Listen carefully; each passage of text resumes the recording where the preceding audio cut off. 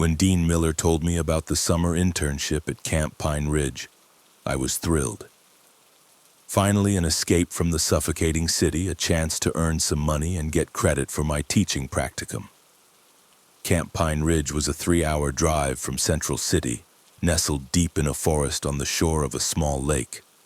The name fit perfectly. Towering pines encircled the grounds, creating a feeling of complete isolation from the outside world. I arrived in late May, just as the staff were preparing for opening day. The main camp building was a 3-story Soviet-era structure surrounded by several smaller cabins. The architecture was typical for its time. Stern concrete walls, narrow windows, and long corridors where echoes reverberated for a good 100 feet. At first glance, a strange feeling washed over me, as if the building was watching me with its vacant window-like eyes. I was met by the head counselor, Brenda, a woman in her mid-40s with sharp features and piercing steel-gray eyes. Her dark hair was pulled back tightly into a ponytail, and her voice sounded as if she was used to giving orders and tolerated no arguments. Brenda immediately made it clear that she was in charge, and everyone else was to obey her instructions without question. "This is no place for weaklings or romantics," she said, eyeing me up and down. "Kids will sense any weakness and walk all over you." My roommate was Alex, a guy about my age working his 2nd year at the camp. He was Brenda's complete opposite, good-natured, smiling, always ready to help. Alex told funny stories about previous sessions, but I noticed that sometimes his smile would tighten and something anxious would flicker in his eyes. "The main rule here is to listen to Brenda," he whispered to me on the first night. "She knows this camp better than anyone, and she has reasons for all her rules." The next day, Brenda gave me a tour of the grounds, showing me the main facilities. The dining hall was on the 1st floor of the main building next to the administrative offices. The 2nd floor was reserved for the children's and counselors' rooms. But when we approached the staircase leading to the 3rd floor, Brenda's expression abruptly changed. "The 3rd floor is used exclusively for storage," she said in a tone that brooked no argument. "Children are strictly forbidden from going up there. Moreover, even counselors have no business being there unless absolutely necessary." Despite the prohibition, curiosity got the better of me, and I secretly went up the stairs. The 3rd floor greeted me with a musty smell and semi-darkness. It was noticeably colder here than on the other floors. The corridor stretched in both directions, and along the walls stood old cabinets, boxes of sports equipment, and other camp junk. Most of the rooms were open and indeed stored various items. But at the very end of the corridor, I noticed door number 28, which was tightly locked. A massive padlock and peeling paint on the door created a particularly sinister impression. "What are you doing here?" Brenda's sharp voice made me jump. She stood at the beginning of the corridor, her face expressing extreme displeasure. I clearly said, "The 3rd floor is off limits to staff without special need, and as for the children, there's no question." I tried to apologize and explain that I just wanted to look around, but Brenda cut off my excuses with a harsh gesture. "Room 28 is locked for a reason. The director has the key, but it's only used in emergencies. Remember that once and for all." As I descended, I couldn't shake a strange feeling. It felt like something was watching me from the darkness of the corridor, and an unpleasant tingling sensation ran between my shoulder blades. Alex noticed my discomfort and raised an eyebrow questioningly. I told him about my trip to the 3rd floor, and my roommate's face immediately darkened. "Brenda doesn't forbid going there for no reason," he said softly. "Last year, one boy managed to get up there at night. In the morning, they found him unconscious on the corridor floor. He was babbling something about a monster under the bed, but the doctors blamed it on overexcitement and nightmares. The following week, the children began to arrive. I was assigned a group of 14 and 15-year-olds, the most problematic age, as Brenda warned. The kids were indeed challenging, constantly testing boundaries, arguing with counselors, and playing various pranks. But overall, they were normal teenagers, and I quickly found common ground with them. A boy named Kyle stood out, lean with sharp features and piercing dark eyes. He kept somewhat to himself and often told various urban legends and scary stories. Check-in passed in the usual chaos. Kids choosing beds, unpacking, getting to know each other. By evening, everyone was more or less settled, and I hoped for a quiet night. However, around midnight, muffled voices came from the teenagers' rooms. I decided to check what was happening and found the kids gathered in one of the rooms telling each other scary stories. A traditional pastime for the first few days at camp. Nothing unusual. Kyle was just finishing a particularly spooky story about an abandoned hospital when one of the boys, Liam, shared a rumor he'd heard back home. "My older brother worked here 5 years ago," he whispered, looking around. "He said there was some horrible incident here. A kid had his leg bitten off right in bed at night. They say it was some creature that lives on the 3rd floor." The other children fell silent, soaking in every word. The atmosphere in the room became truly tense. I decided to intervene and stop these conversations, but Kyle suddenly spoke again. "And I know the rest of the story. That boy's name was Marcus, and he didn't die. He got a prosthetic leg, but he's still afraid to sleep with his legs uncovered. He says that creature can come back at any moment." His eyes glowed with an unhealthy gleam, and his voice sounded so confident, as if he personally knew the victim. The other children were clearly frightened by this story. Some were already glancing at the doors, and someone instinctively pulled their legs up onto the bed. I strictly told everyone to go back to their rooms and not tell such stories anymore. The children reluctantly dispersed, but I saw that the seed of fear had already been sown. The rest of the night in the corridor was restless. I heard rustling, creaking floorboards, and muffled conversations. Some children didn't even dare to go to the bathroom unsupervised. I realized that tomorrow I absolutely had to talk to Brenda about these rumors and find out if there was any truth to them. In the morning at breakfast, I noticed that many teenagers looked sleep-deprived and tense. Kyle still kept to himself, but from time to time I caught his scrutinizing gaze directed at me. It seemed he was evaluating whether I believed his story or dismissed it as ordinary childish fantasy. In any case, the atmosphere in the group had noticeably changed. The children became more wary and often glanced towards the staircase leading to the 3rd floor. After breakfast, I went looking for Brenda to get to the bottom of these chilling rumors.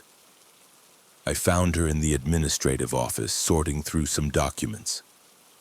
When I told her about the children's late-night talks and mentioned the story about the bitten-off leg, her expression abruptly changed.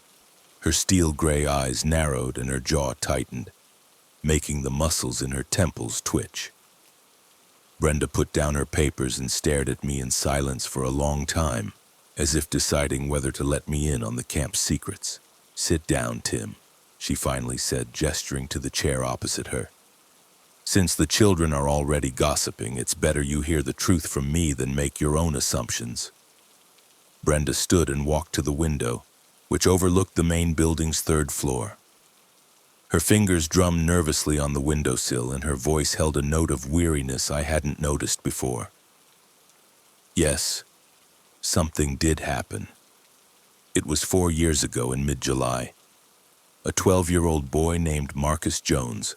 The story Brenda told was far more terrifying than any childish invention.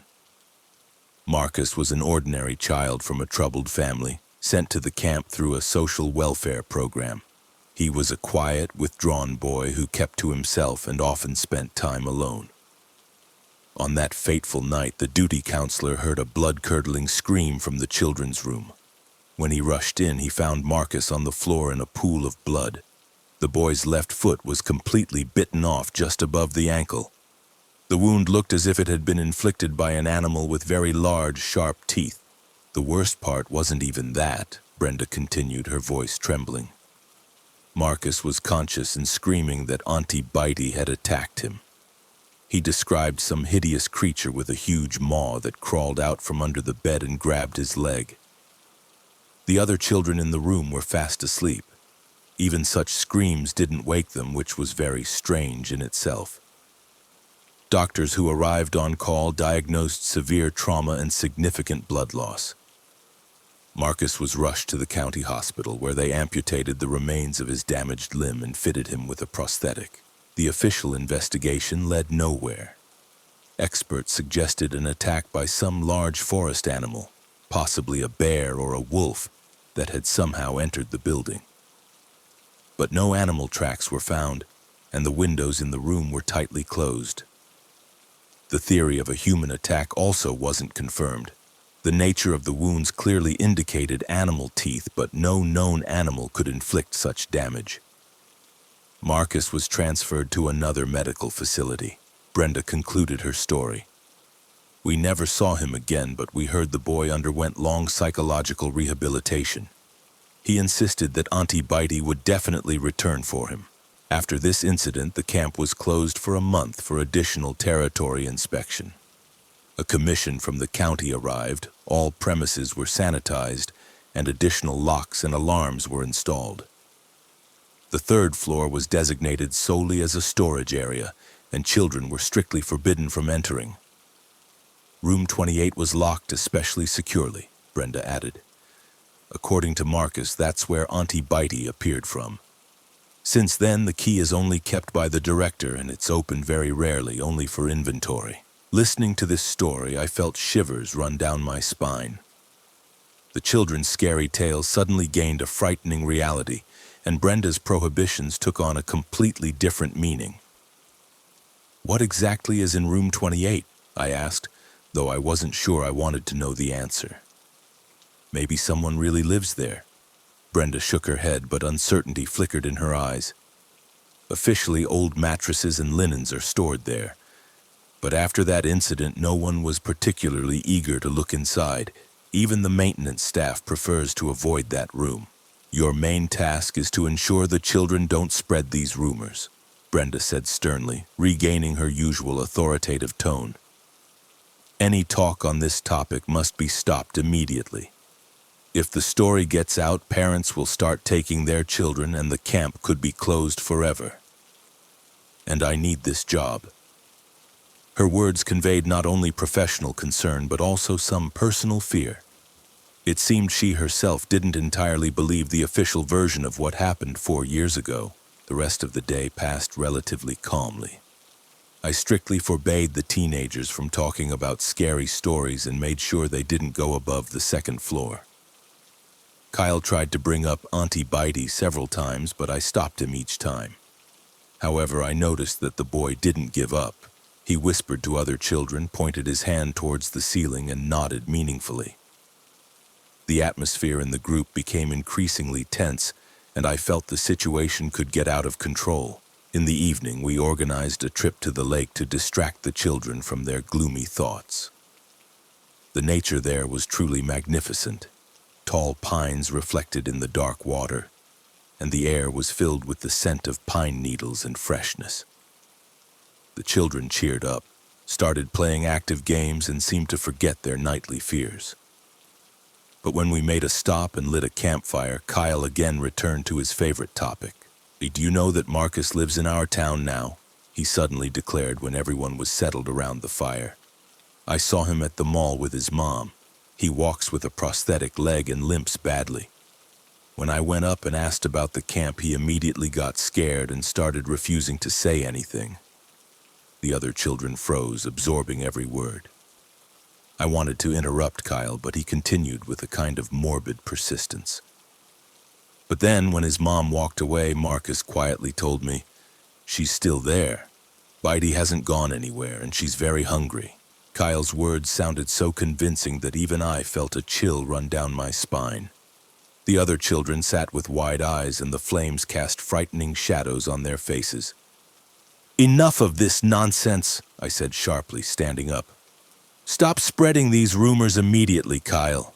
You're scaring the other children." But the boy only smirked crookedly. What if they're not rumors? What if someone really lives there?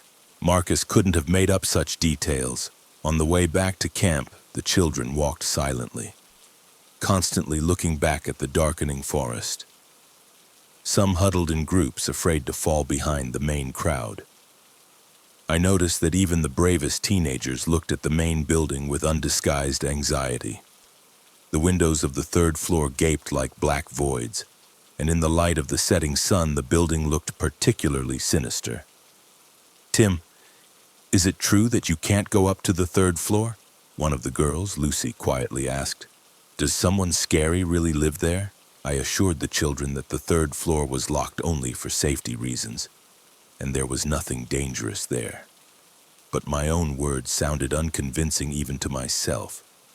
After talking with Brenda, I couldn't shake the thought that something truly terrible had happened at this camp, and the threat hadn't disappeared.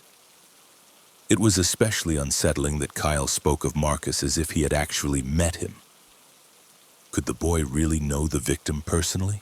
The night was restless. The children couldn't fall asleep for a long time, whispered in their rooms, and called me several times over trifles. Someone complained about strange sounds from the walls. Someone claimed to have seen shadows in the corridor. Around midnight, I had to make rounds and calm down the particularly scared kids. The light was on in Kyle's room, and when I looked in, I saw the boy sitting on his bed, carefully examining something on the floor. "What are you looking at?" I asked. "It's time to sleep." "Look," he pointed to the floorboards near his bed. "There are some scratches here, very deep, like from claws." I looked closely and indeed saw several parallel grooves in the wooden floor. The scratches looked fresh and ran from the wall towards the center of the room, as if someone or something had tried to get out from under the floor. "Workers could have left that during renovations," I said, trying to sound calm. "Or mice. There are always rodents in old buildings." But Kyle shook his head. "That's not from mice. Look at the size. Only something very big could have left scratches like that." I spent the rest of the night practically sleepless, listening to every sound in the building. Old boards creaked, water dripped somewhere, and the wind howled through cracks in the windows. But from time to time, I thought I heard something else. Some rustling and scratching coming from above. Several times I went into the corridor and looked at the staircase leading to the third floor. It was dark and quiet there, but the feeling of someone's presence didn't leave me. Towards morning, just as I was finally starting to drift off, a strange sound woke me. It was as if someone very heavy was slowly descending the stairs, trying not to make the steps creak. I listened, and my heart beat faster. The steps were indeed approaching the second floor. Quietly getting out of bed, I peeked into the corridor but saw no one. The staircase was empty, but on the floor at its base I noticed something strange. Several wet footprints, as if someone had walked there barefoot. The footprints led from the staircase towards the children's rooms but ended abruptly in the middle of the corridor.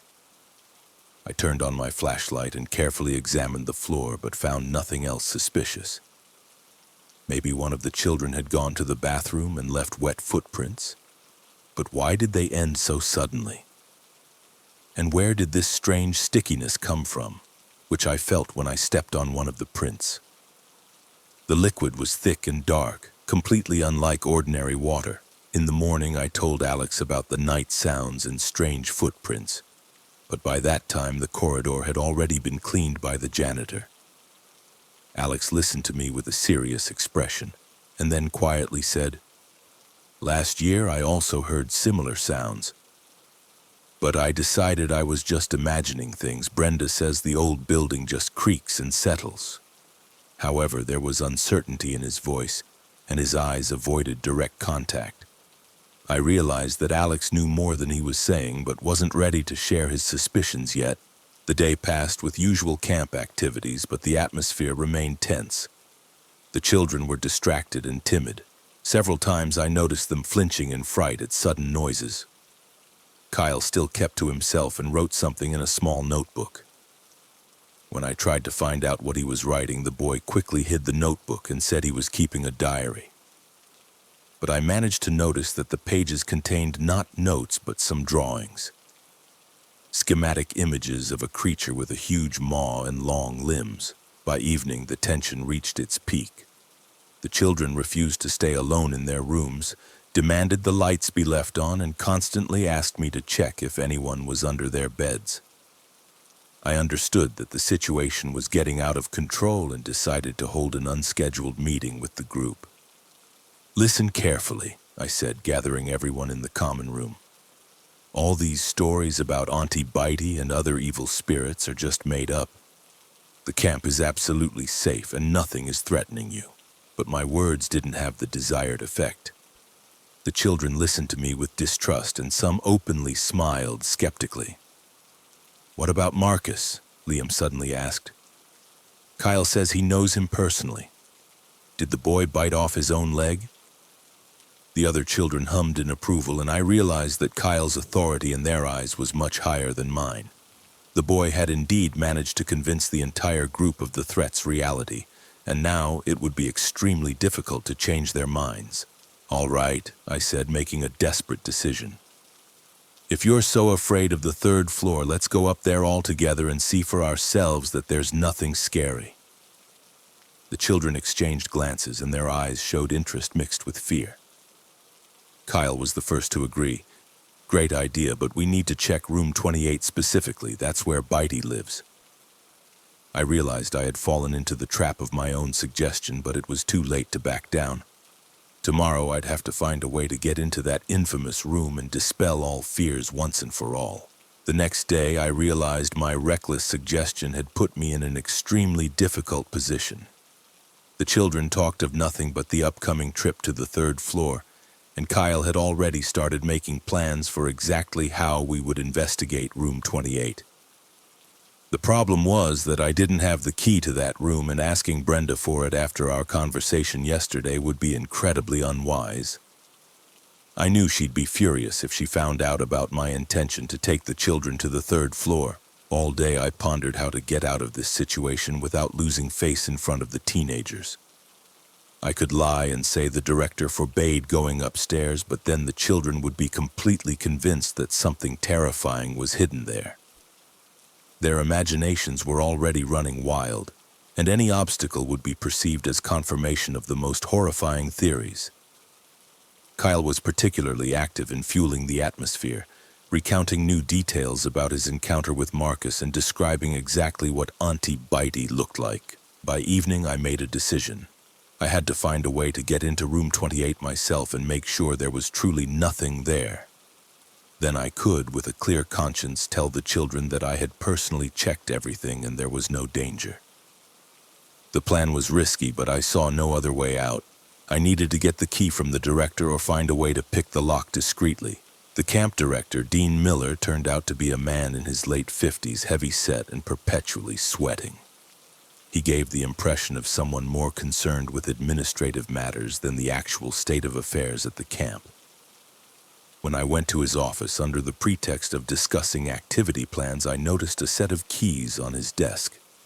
Among them was one particularly massive, old-fashioned key that could very well fit the lock to room 28.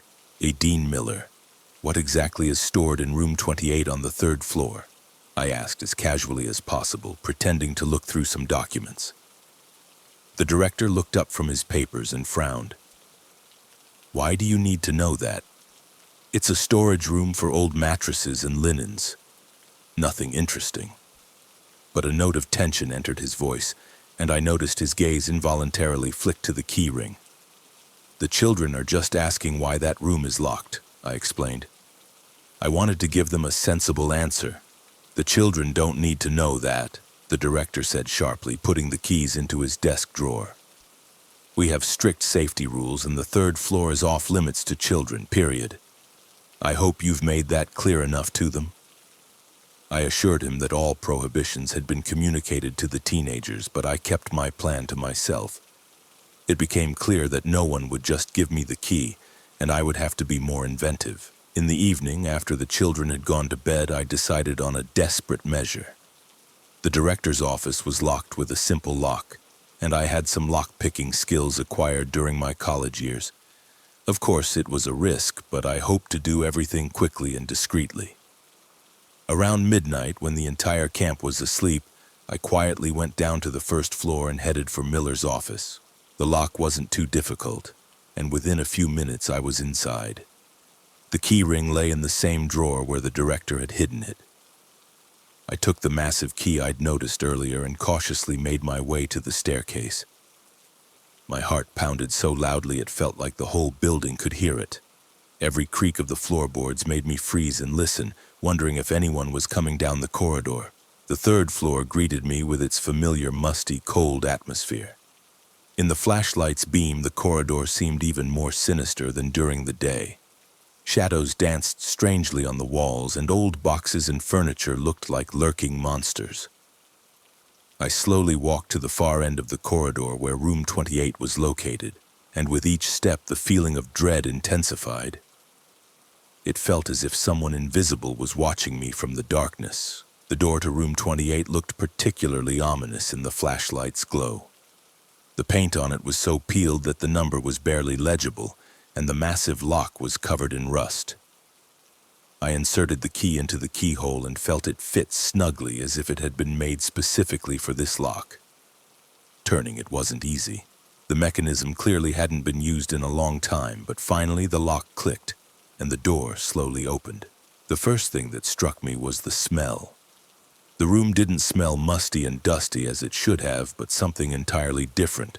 A sickly, sweet, cloying odor reminiscent of both decaying meat and something chemical. I aimed the flashlight beam inside and saw an ordinary room with a few old beds, a pile of mattresses against the wall, and stacks of linens. At first glance, nothing special, just a storage room as the director had said. But when I stepped inside, I immediately felt that something was wrong. The floor underfoot was strangely sticky, as if some liquid had recently been spilled on it. And on one of the beds, standing against the far wall, the linens weren't just dirty. They were covered in dark stains that, in the flashlight's beam, looked like dried blood. The mattress was also ruined. A huge hole with ragged edges gaped in it, as if something had gnawed its way out from inside. I moved closer and knelt beside the bed to examine the damage better. The edges of the hole in the mattress were uneven with clear teeth marks, very large and sharp. The size of the marks indicated they had been left by a creature much larger than any animal I knew. And the dark stains on the sheets upon closer inspection were indeed dried blood. Far too much blood for an ordinary accident. Suddenly I heard a sound that made my blood run cold. Somewhere under the bed a faint scratching sound erupted, as if something was trying to get out of a very confined space. I aimed my flashlight under the bed and saw another hole in the floor, much larger than the one in the mattress. It went down somewhere, and the same disgusting smell wafted from it, only much stronger. The edges of the hole were smooth, as if they had been gnawed from inside the building, gradually widening the passage. The scratching grew louder, and now it definitely came from the hole in the floor. Something large was slowly rising from below, claws scraping against the wooden beams. I backed away from the bed but tripped over something on the floor and fell, dropping the flashlight. The light diminished and the room plunged into semi-darkness, but the sounds from the hole became clearer. Now I heard not only scratching but also a wet snuffling, as if a large animal was struggling through a narrow passage. Fumbling for the flashlight, I aimed its beam towards the hole and saw something I would remember for the rest of my life. A hand slowly emerged from the opening, but it wasn't a human hand. It was too long, covered in gray, rough skin, and instead of nails, real claws several inches long grew from the fingertips. The hand fumbled for the edge of the hole, trying to find purchase to pull the rest of its body up. I wanted to scream, but no sound escaped my throat. My legs felt rooted to the floor, and my mind refused to believe what was happening. It was like the most terrifying nightmare, but the smells, sounds, and sensations were too real. A second hand emerged from the hole, then a head, and this sight finally deprived me of the ability to think rationally. The head was human but severely deformed, as if it had been squeezed in a vice for a long time. The creature's face was female but distorted beyond recognition. Its eyes glowed with an unhealthy gleam, and its mouth, Its mouth was enormous, stretched to its ears and full of sharp teeth in several rows. When the creature saw me, it made a sound that could not be called human, something between a growl and a laugh. "Bai te hungry yai," it hissed in a voice like metal scraping on glass. That word, "bitey," finally jolted me out of my stupor. I realized I was face to face with the very creature that had mutilated Marcus 4 years ago. The creature that still lived under the floor of this cursed room waiting for new victims. My body finally obeyed me and I lunged for the door, but Bitey was quicker. She fully emerged from the hole and lunged after me with incredible speed. I burst into the corridor and ran for the stairs, hearing stomping and the scraping of claws on the floor behind me. Bitey didn't fall behind, and her breath felt hot on the back of my neck. As I ran, I turned and saw the creature at its full height. It was as tall as an adult human, but moved on all fours like a giant ape. Its limbs were disproportionately long, and its body was covered in the same gray skin as its hands. Reaching the stairs, I began to descend, skipping several steps at a time. A deafening roar erupted behind me. Bitey was clearly enraged that her prey was escaping. The sound was so loud that I wondered why it hadn't woken the entire camp. But when I reached the second floor, I realized that the corridor was still silent, as if the sounds from the upper floor didn't carry down here. I ran into my room and slammed the door shut, propping it with a chair. My hands trembled so violently I could barely hold the flashlight, and my heart pounded so fast it felt like it would burst from my chest. Alex was fast asleep and didn't even stir when I burst into the room. This struck me as odd. I had made quite a lot of noise, slamming the door and moving furniture. For a few minutes I stood by the door, listening for sounds in the corridor. Everything was quiet, but it didn't calm me. On the contrary, the silence seemed ominous. I knew that Bitey could have come down to the second floor and was now lurking nearby, choosing a new victim. The thought that this monster was in the same building as the children terrified me. I had to do something, but what? I had no idea. Suddenly, footsteps echoed in the corridor, slow, cautious, as if someone was creeping along the floorboards, trying not to make extra noise. The steps approached my door, and I heard the characteristic scratching of claws on the wall. Bitey had indeed come down to the second floor and was now looking for whoever had disturbed her lair. I held my breath and pressed myself against the door, hoping the creature would pass by, but the footsteps stopped right at my door. I heard something scraping against the wooden surface, leaving deep grooves. Then a quiet snuffling sound. Bitey was sniffing, trying to determine who was hiding in the room. "By Ite no O's," the familiar voice hissed right outside the door. Shivers ran down my spine at the sound, and the hair on the back of my neck stood on end. For several minutes the creature remained at the door, and I heard it pacing back and forth, examining the obstacle. Then the sounds began to recede. Bitey moved further down the corridor towards the children's rooms. Panic seized me. I realized the monster could attack one of the teenagers, and I was sitting here doing nothing. I had to warn the children, or at least raise the alarm, but when I tried to move the chair and open the door, I found I couldn't move. My body seemed to have turned to stone from fear, and my muscles wouldn't obey my will. I could only stand by the door and listen as the creature's footsteps slowly receded down the corridor. At some point, the footsteps stopped, and I realized Bitey had entered one of the children's rooms. The next few minutes were the most terrifying of my life. I stood in complete silence, waiting for screams or sounds of struggle, but the corridor remained quiet. This was even worse than any sounds.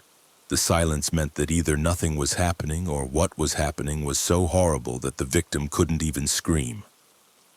I imagined Bitey creeping up to a sleeping child, and the thought literally made me tremble. Finally, the footsteps sounded again. Now they were moving away towards the stairs. I heard someone heavily ascending to the third floor, and then silence fell once more. Only then could I move and cautiously peek into the corridor. It was empty, but wet footprints were visible on the floor, the same ones I had seen last night. The footprints led from the stairs to the children's rooms and back. I quietly walked down the corridor, checking each door. All the rooms were locked, and the calm breathing of sleeping children could be heard from behind the doors. It seemed that everything was fine, and no one was hurt. But when I reached the room where Kyle lived, I noticed that the door was slightly ajar. This was strange. Children usually close their doors tightly at night, especially after all that talk about Auntie Bitey. I cautiously peered inside and saw Kyle lying on his bed in an unnatural position, one arm hanging down, his head tilted back. At first glance, he was just sleeping soundly, but something about his pose seemed suspicious. I quietly approached and turned on my flashlight, aiming the beam at the boy. What I saw made me hold my breath. On Kyle's neck were strange marks. Several parallel scratches, as if someone had drawn sharp claws across his skin. The scratches were shallow, more like a warning than an attempt to cause serious harm. But the most frightening thing was the boy's expression. Even in his sleep, he looked scared and his lips moved as if he was whispering something. I leaned closer and heard snippets of words. Won't tell, won't anymore. Bitey is kind. It became clear that the creature had not chosen Kyle by chance. It knew the boy was spreading rumors about its existence and decided to teach the blabbermouth a lesson. The scratches were a warning. Keep quiet, or next time it will be worse. And judging by Kyle's mumbling, the warning had been understood correctly.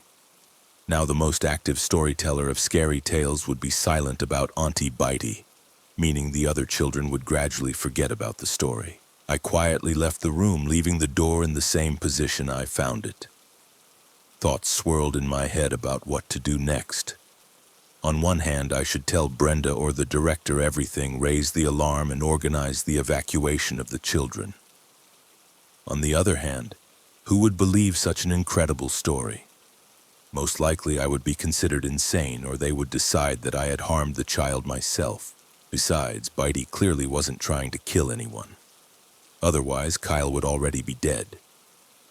The creature was obviously intelligent enough to understand the consequences of murder. It preferred to remain in the shadows, occasionally reminding those who talked too much of its existence. Perhaps if everyone remained silent, Bitey would stay on the third floor, causing no more harm. I spent the rest of the night sleepless, sitting by the door and listening to every sound. Several times I thought I heard footsteps in the corridor, but when I looked out, there was no one. By morning, I was completely convinced that what had happened was not a dream or a hallucination. The key to room 28 was still in my pocket, and my clothes still carried the same repulsive smell as the creature's room. In the morning, Kyle woke up as if nothing had happened, but I immediately noticed a change in his behavior. The boy became quiet and withdrawn, avoided conversations about Auntie Bitey, and even interrupted one of the children who tried to bring up the topic. "It's all nonsense," he said sharply. "There's no Bitey. I was just making things up for fun." The other children were surprised by this change but didn't argue. The scratches on Kyle's neck were barely noticeable, and they could easily be mistaken for ordinary scrapes. The boy explained them by saying he had scratched himself on a branch during yesterday's walk. I didn't expose him. I understood that the child was scared to death and remained silent out of fear for his life. Perhaps it was for the best. At least Kyle would no longer fuel the children's interest in the third floor. The next few days passed relatively calmly. Kyle kept his word and stopped telling scary stories, and without his instigation, the other children gradually calmed down. The atmosphere in the group noticeably improved. The teenagers stopped flinching at every sound and no longer asked to leave the lights on all night. I returned the key to the director's office, and it seemed the nightmare was over. Bitey had gotten what she wanted: silence and oblivion. But inside me, a constant feeling of unease took root. I couldn't forget that terrifying face with the huge maw full of sharp teeth. What was particularly frightening was that the creature turned out to be intelligent. It deliberately chose Kyle as the main rumor spreader and taught him a lesson in such a way that the boy would be silenced forever. This meant Bitey wasn't just a wild animal, but something far more dangerous, a predator capable of planning its actions. At night, I lay awake, listening to every sound in the building. Old floorboards creaked in the wind, water dripped somewhere, and sometimes I thought I heard the faint scratching of claws on the ceiling. Several times I went out into the corridor to check if everything was okay, but always found the children sleeping peacefully in their beds. Perhaps the visit to Kyle really was the final warning, and now Bitey had retreated back into her hole under the floor of room 28. Alex noticed my anxiety and asked several times what was wrong. I didn't dare tell him the truth. The whole story seemed too incredible. Who would believe that a monster that bites off children's legs lived under the camp? Alex already seemed tense after the children's talks about Auntie Bitey, and additional information might have completely demoralized him. I limited myself to general phrases about worrying about the children's safety. The climax came a week after my nocturnal visit to room 28. That night, as usual, I couldn't fall asleep for a long time, lying awake and listening to the sounds in the building. Around 3 in the morning, a blood-curdling scream woke me, echoing throughout the entire building. The scream was filled with such pain and terror that shivers ran down my spine. Alex sprang up in bed, his face pale with fright. "What was that?" he whispered, grabbing at his clothes. We rushed into the corridor simultaneously with the other counselors. The screams came from a room at the far end of the corridor where Liam lived, the same boy who had first told the story of the victim from 5 years ago. Brenda was already at the door, trying to open it, but it was locked from the inside. "Liam!" she cried, pounding her fist on the door. "Liam, answer me!" But only moans and sobs, chilling to the bone, came from the room. We had to break the door down.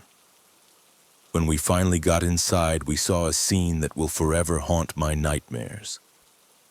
Liam lay on the floor next to his bed in a pool of blood, his face deathly pale and his eyes rolled back so only the whites were visible. The boy's left leg was mutilated. The foot was completely bitten off just above the ankle, exactly like Marcus's 4 years ago. Blood continued to ooze from the wound, soaking the floor and the mattress. Brenda immediately began providing first aid, applying a tourniquet and trying to stop the bleeding. Her hands trembled, but she acted professionally, clearly remembering lessons from the previous incident.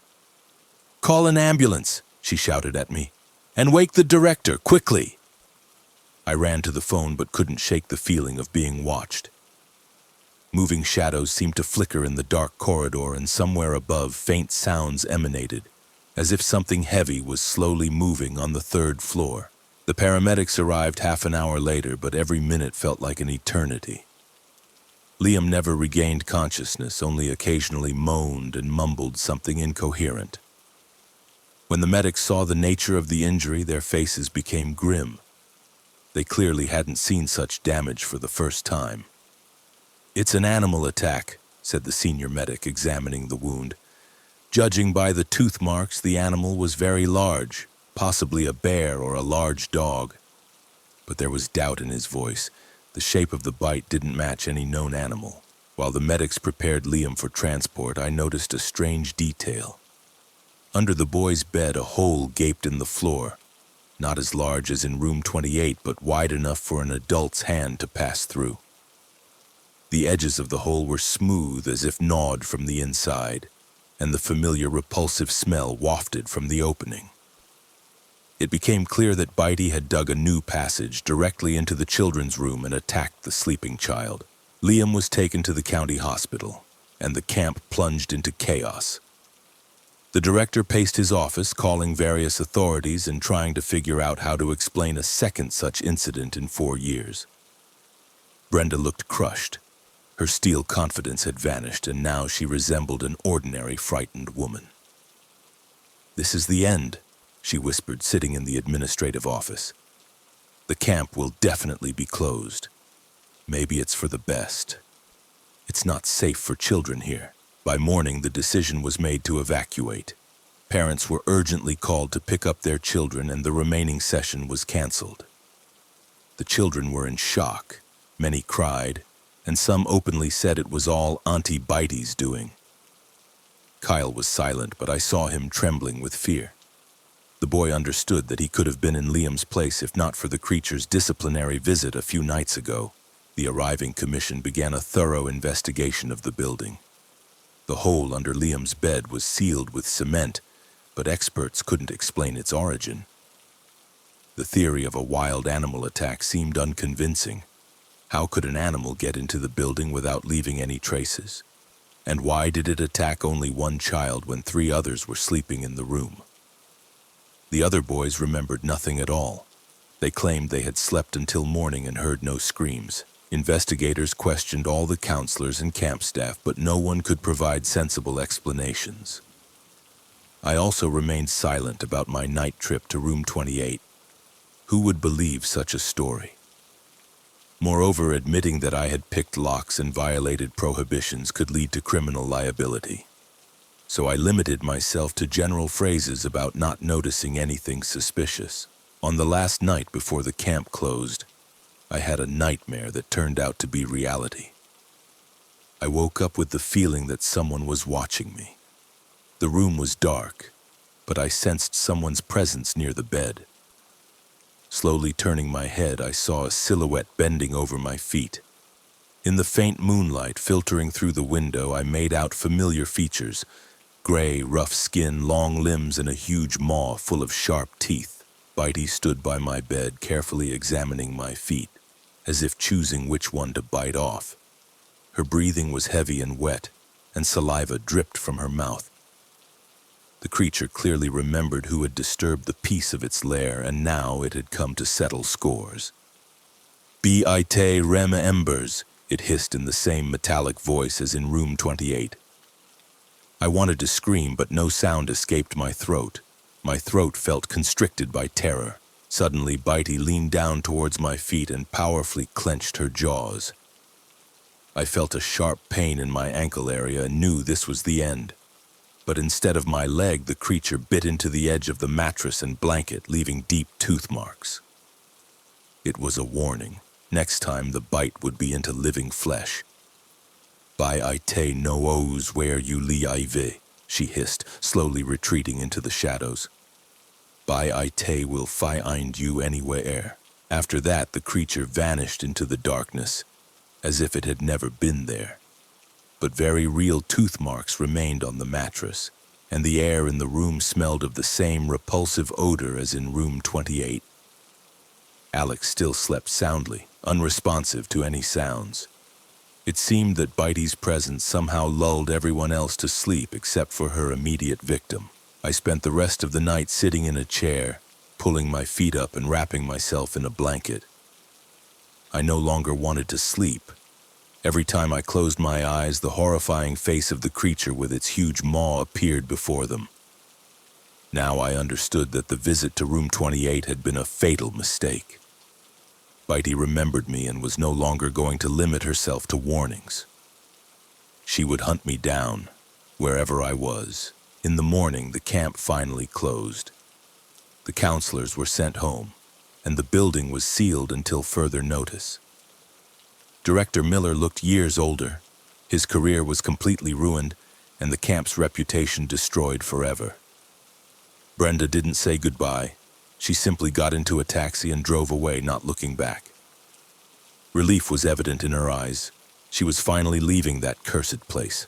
I returned to university, but normal life was no more. Every night, the same nightmare haunted me. I lay in bed and Bitey stood beside me, choosing which leg to bite off. I always woke up in a cold sweat with a pounding heart and panic. Sleep only came in the early morning, and even then only briefly. It was especially hard to fall asleep with my feet uncovered. Even in the hottest weather, I would wrap myself head to toe in a blanket, leaving only a small opening to breathe. The slightest draft or touch of fabric to my feet made me jump up and turn on the light. Friends noticed changes in my behavior, but I couldn't tell them the truth. Who would believe such an incredible story? A month later, I learned Liam's fate. The boy had his damaged limb amputated and was fitted with a prosthetic, just like Marcus once was. But unlike the previous victim, Liam didn't want to talk about what happened. He claimed he remembered nothing. He woke up already in the hospital. Doctors explained it as traumatic amnesia, but I suspected the boy was simply afraid to recall that night. Sometimes at night I thought I heard the familiar scratching of claws on the walls of my room. But when I turned on the light, no one was there. Perhaps these were hallucinations, born of stress and sleep deprivation. Or perhaps Bitey truly found a way to reach me despite the distance. After all, she promised to find me anywhere. Several years have passed since those events, but the fear has not left me. I never learned to sleep with my feet uncovered. Even now, as I write these lines, I instinctively pull my feet under the chair and look around. Bitey has disappeared, but the memory of her remains forever. Camp Pine Ridge never reopened. The building gradually falls into ruin and locals avoid it. They say that at night strange sounds emanate from the abandoned building. Scratching, snuffling, and hungry growls. But no one dares to investigate these rumors. I will never return to that place. But sometimes, on especially quiet nights, I imagine hearing a familiar whisper in the distance. Biite remembers. Biite will fiend you.